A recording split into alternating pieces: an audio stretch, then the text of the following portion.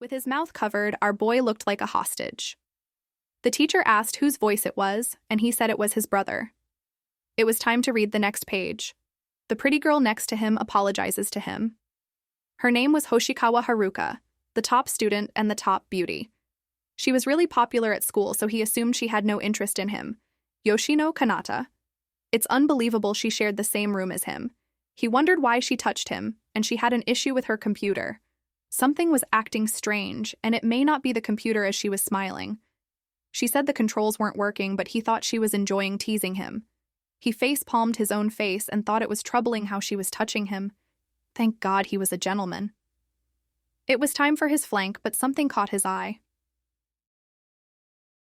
She was exposing her thigh. He wondered if it was a misunderstanding and she didn't know. He closed his eyes and reached for her skirt to pull it down. He wanted her to assume he didn't do that. She was blushing and asked what was wrong. He asked if she was unwell, but she was fine. He was going to brew tea for her because she wasn't very good with machines. Currently, he is at Hoshikawa's house. 3 days ago in April of his second year in high school, a sign was blocking him from entering his complex. There was an infected person, so disinfecting was needed. He was unable to enter his house for the time being. From that day, the dormitory was closed and he couldn't believe it. He yelled his belongings were inside and everyone else had evacuated. He should have left and come back when it reopens. He pointed at himself and asked what about him. The grandpa apologized.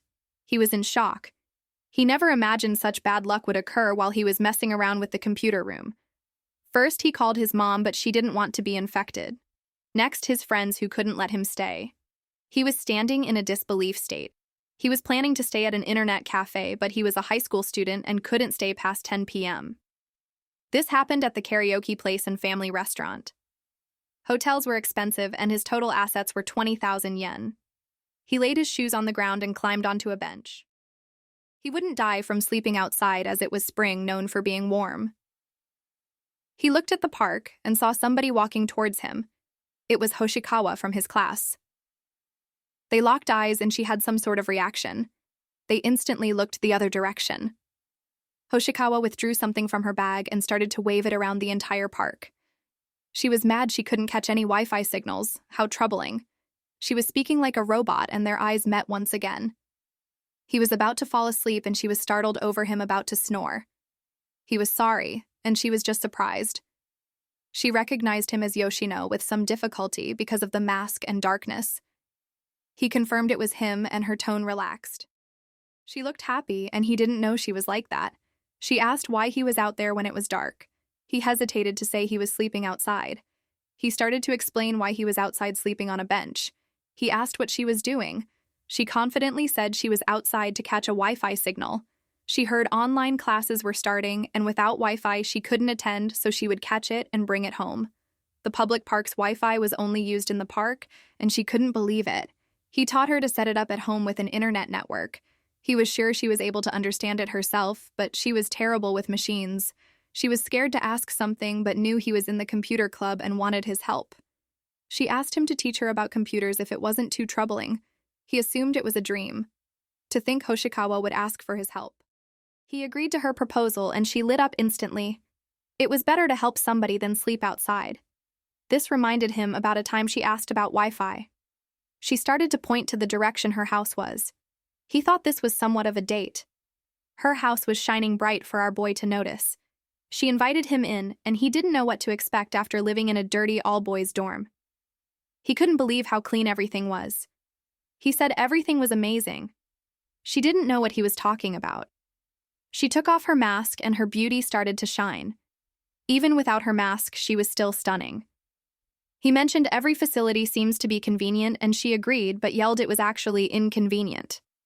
She was leading the way to her computer. He asked about her family and wanted to greet them.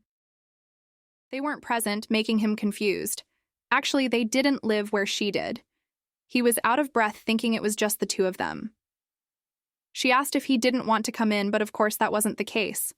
Her room was all neat and tidy. Her laptop was the same as his loaned straight from school. He was going to touch it, but for some reason she needed time to prepare mentally.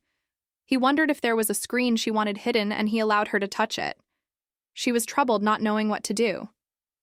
He went up to her and asked if it was okay if he were to touch it first. She was expecting something to happen, but he just slid right past her.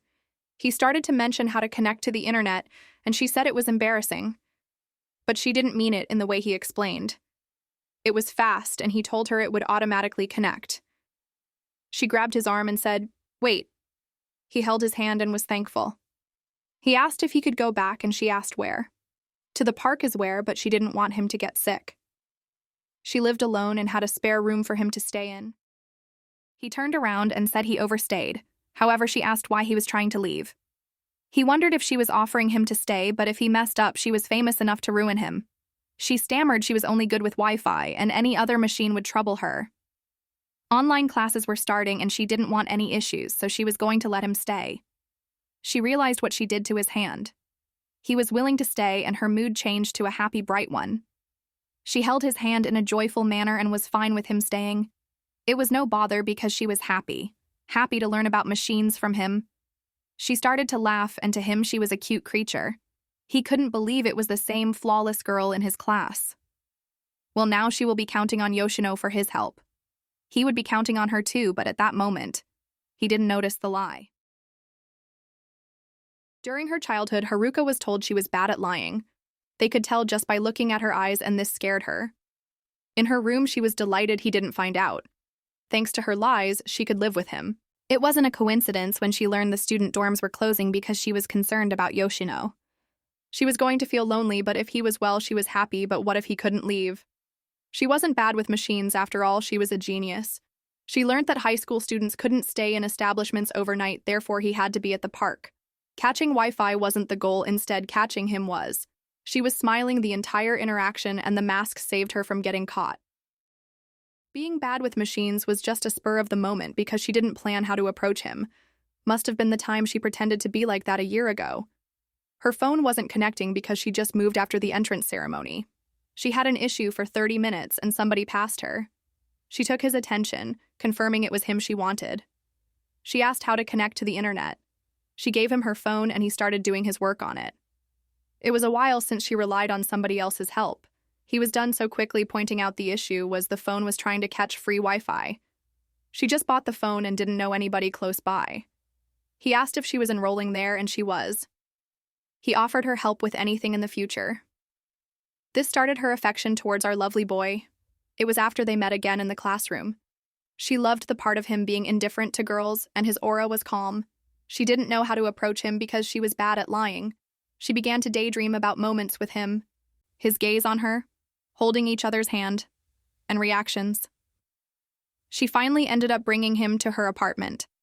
To her, he was cute, and if she were to play pranks, she wondered what reaction he would make. She wanted to rely on him and touch him in a nice way. The reason she lied was to be able to rely on him, and her heart was rapidly pounding. She was flustered, thinking he would touch her. With determination, she realized it wasn't time to get flustered. Instead, create a bond with him.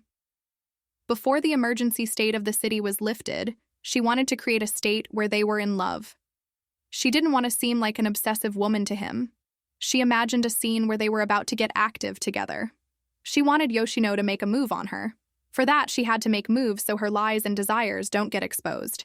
She was imagining lots of action while hugging her pillow. She thought if she snuck into his bed, it wouldn't be a good idea. With one open, Yoshino opened his eyes, feeling something soft. Hoshikawa was sleeping right next to him peacefully. With a loud scream, he got up and woke her up. She was drowsy, asking what happened. He asked why she was there, but it was her room. He asked if her bedroom was next door. She was half asleep and came to his room while getting up. She was going to make breakfast and wait for him. He was disappointed about how close he was. He remembered the feeling of being very close to her. On the way to the bathroom, he was thinking intently on whose belongings were present. A lot of men's items were present, and since she lived alone, he guessed it was her boyfriend's stuff. He thought she was a pure girl, but maybe that was just an image. If what he thought was true, he would have to properly thank her. Hoshikawa was sorry for something. Breakfast wasn't ready, but he didn't care, he was busy looking at her. He tried to help, but she rejected his offer. She was left with cooking it, and since she lived alone, she was able to cook. He was worried because she was bad with machines. The realization of what she said hit her hard. She switched up instantly and told him she was having troubles. He was confused, and it must have been inconvenient for her all this time. She managed to get the rice cooker working but was very flustered. She bowed down, asking him how to use the stove. He started to explain, however. She needed a demonstration on how to use it. He was fine with rice with raw eggs, but she started to pout with that comment. As a freeloader, he went up to give her a live demo on how to use it. He went closer to her to explain something but touched her. He remembered the incident that morning. He withdrew himself and turned red. His excuse was the pot was getting hot. She knew that was not the reason, but complied with him. A bit of time passed, and he was enthusiastic over the fact the food was delicious. She can't use machines, so it was done well. He was a lucky guy focused on his food, and she was blushing. He was thanking her for everything she gave him, and it was no worry. She let him keep it, but wanted to pay for them because they were brand new. He asked if it was her boyfriend's clothes, and she blacked out about what he was talking about. She was angry and started to mention she didn't have a boyfriend, and it was all preparations. He put his hands together and was sorry for jumping to a conclusion. It was her first time she lent the house to somebody, making him shocked. This made him embarrassed, and yesterday he was going to sleep outside if not for her. He was thankful over the fact she let him stay, so if she had anything to tell him, she should. She wanted him to make a mess over her, but he was just confused. She went up to the table asking for a date. She meant shopping and stuff. She needed a companion. He was going to make her instant noodles for lunch. She wanted him to make it to have a taste. If it was something he made, it should be delicious, at least to her. His mood soared through the roof, being all happy. He would make it, and she was happy with lots of joy. Thanks to the time with Hoshikawa, he forgot that the outside world had a virus spreading. They were going to buy masks, but they were out of stock. Nothing left, so it was assumed to be panic buying. She pointed over to the self-checkout as their next destination. He asked if she was sure, and it was quicker. He assumed she knew how to use it, but she didn't know. He scratched his head and began to teach how to use it. She stared at him while he was just scanning away. She wanted him to look at her, but she was staring really hard, so he asked if something was on his face. She was just checking if he wore his mask correctly. She would take care of the payment by withdrawing a black card, and he realized how broke he was. He went outside to see the once bustling area had all the shops closed. She leaned towards him, asking if he wanted anything because he was looking around constantly. He wanted to treat her to something for giving him many things. He told Hoshikawa she had to press the pedestrian button to cross. She listened and did it. Since she excelled at school, it wasn't strange for her to have areas where she falls short. It wouldn't be strange as he told her what to do in the elevator. She looked at Yoshino with such loving eyes. Hoshikawa wasn't bad with machines after all. He remembers when he first entered, she was at least knowledgeable about elevators. He wasn't easily fooled and called out her name. He was going to rant, but her eyes were sparkling. He couldn't say that and thanked her for her hard work. He wanted to know why she was lying but wanted to protect her cute smile. As she was thanking him back, they entered her place and he couldn't understand why she was faking being bad with machines. He thought it was to lure him to her house, but that couldn't be the case. He was aware she enjoyed his reactions, but for her, it is abnormal for her to have feelings for him. So it was assumed Hoshikawa had feelings for our main character.